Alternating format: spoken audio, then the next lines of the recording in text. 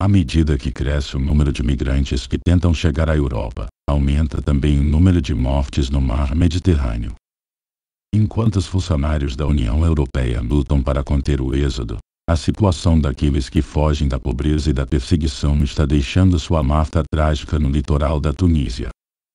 Assim que o sol surge no horizonte no litoral leste, o pescador Oussama Dabebi começa a puxar suas redes. Seu rosto se fixa ansiosamente em seu conteúdo, porque às vezes não são apenas peixes que ele encontra. Em vez de pegar peixes, às vezes pego cadáveres. Na primeira vez, tive medo. Depois, aos poucos, me acostumei. Depois de um tempo, tirar um cadáver da minha rede é como pegar um peixe. O pescador de 30 anos, vestido com um moletom escuro com capuz e shorts, diz que recentemente encontrou os corpos de 15 imigrantes em suas redes durante um período de 3 dias. Uma vez encontrei o corpo de um bebê. Como um bebê pode ser responsável por qualquer coisa? Eu chorei. No caso de adultos é diferente, porque eles já viveram um pouco. Mas o bebê não viu nada da vida. Dabebi pesca desde os 10 anos de idade nestas águas perto de Sfax, a segunda maior cidade da Tunísia. Naquela época, ele era um dos muitos que lançavam suas redes de pesca no mar. Mas agora ele diz que a maioria dos pescadores vendeu seus barcos por grandes somas para contrabandistas de pessoas. Muitas vezes os contrabandistas me ofereceram quantias inacreditáveis para vender meu barco.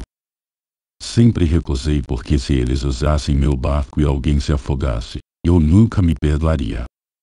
A uma curta distância, um grupo de migrantes do Sudão do Sul, país que foi atingido por conflitos, choques climáticos e insegurança alimentar desde sua independência em 2011, está se afastando lentamente do porto. Todos esperam chegar ao Reino Unido. O integrante do grupo explica que eles abandonaram uma segunda tentativa de fazer a travessia para a Itália por causa de um barco superlotado e piora do tempo. Havia tanta gente e o barco era muito pequeno. Ainda íamos partir, mas quando nos afastamos do litoral, havia muito vento. De acordo com a Guarda Nacional da Tunísia, 13.000 migrantes foram forçados a deixar seus barcos superlotados perto de Sfax e retornaram ao litoral nos primeiros 3 meses deste ano. Entre janeiro e abril deste ano, cerca de 24.000 pessoas deixaram a costa da Tunísia em barcos improvisados e chegaram à Itália, segundo a Agência de Refugiados da ONU. O país tornou-se agora o maior ponto de partida para os migrantes que tentam chegar à Europa. A Líbia já esteve na liderança nesse quesito, mas a violência contra migrantes e os sequestros por gangues criminosas levam muitos a viajar para a Tunísia, antes de seguir para a Europa. Mas o barco envolvido no desastre da semana passada na costa grega, que deixou pelo menos 78 mortos e cerca de 500 desaparecidos, havia partido da Líbia. Muitas embarcações enferrujadas e apodrecidas estão meio submersas na água ou empilhadas próximas ao porto de Sfax. Os barcos são lembretes dos perigos da rota de migração conhecida por ser a mais mortal do mundo. Outro lembrete está ao cemitério nos arredores da cidade. Fileiras de sepulturas recém-cavadas estão vazias em uma parte estendida do cemitério, esperando pelo próximo desastre marítimo. Mas as covas não serão suficientes. Um novo cemitério inteiramente dedicado aos migrantes está sendo planejado. Em apenas um período de 2 semanas no início deste ano, os corpos de mais de 200 migrantes foram retirados do mar aqui. Sabe-se que mais de 27.000 morreram tentando cruzar o Mediterrâneo desde 2014. A tragédia vem causando grandes dificuldades para a cidade. O diretor da Autoridade Regional de Saúde, Atem Sherif, diz que simplesmente não há instalações para lidar com tantas mortes. A capacidade do necrotério do hospital é de no máximo 35 a 40 pessoas. Isso geralmente é suficiente, mas com todo esse fluxo de corpos, que está piorando, está muito além do número que podemos suportar. Cerca de 250 corpos foram levados ao necrotério recentemente.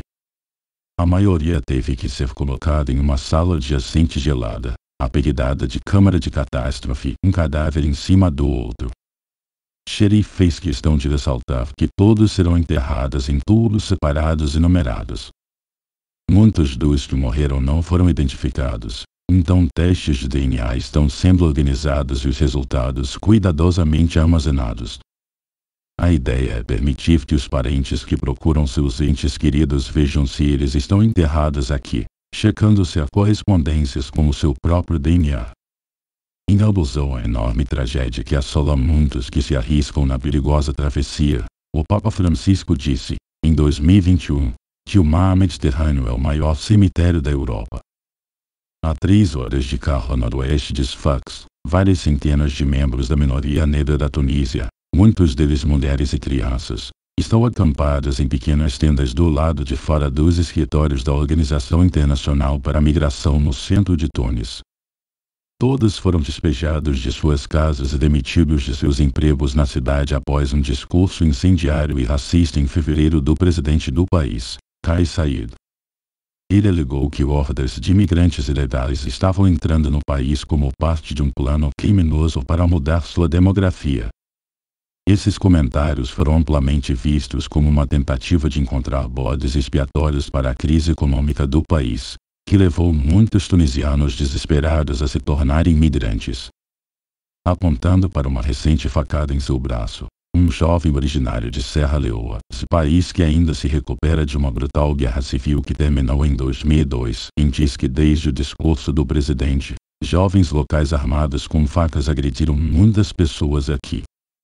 Alguns meninos árabes vieram aqui para nos atacar. A polícia disse que nos manteria seguros se ficássemos aqui. Mas se sairmos desta área, não estaremos seguros.